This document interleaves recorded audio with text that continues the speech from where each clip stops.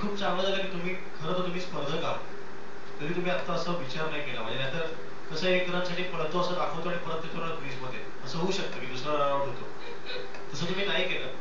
तुम्ही फक्त मी मागे पण एका एपिसोडमध्ये बोललो, तुम्ही ड्युएट गाताना दुसऱ्याची ओळ आणि आपली ओळ याच्यामध्ये गॅप पडता कामा नये. त्याची ओळ पहिल्याची ओळ थोडीशी लांबायला हवी आणि दुसऱ्याची ओळ थोडी आधी सुरू व्हायला हवी, तर ते एकत्र गाणं वाटतं.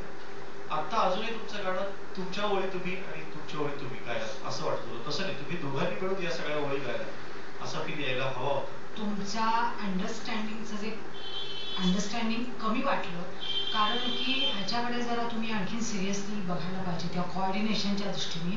जसं सलीलने सांगितलं की ते एक संपेपर्यंत दुसरी सुरू झाली पाहिजे, ते जे मर्जिंग आहे एकमेकांमध्ये ते, आणि एकतानता जी निर्माण होते की आपल्याला अनेक वेळा कदाचित काही लोकांनी अनुभव घेतला असेल की आपण जेव्हा बाबा महाराजांचं कीर्तन ऐकतो तर 200 टाळ वाजत असतात आणि त्यांच्या एका इशाऱ्यानिशी ते 200 टाळ आपली चाल बदलतात, पण असं वाटत असतं की एकच टाळ वाजतो.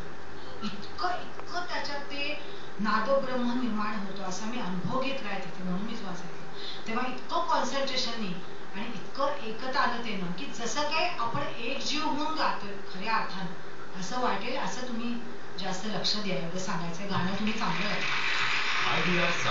गाता.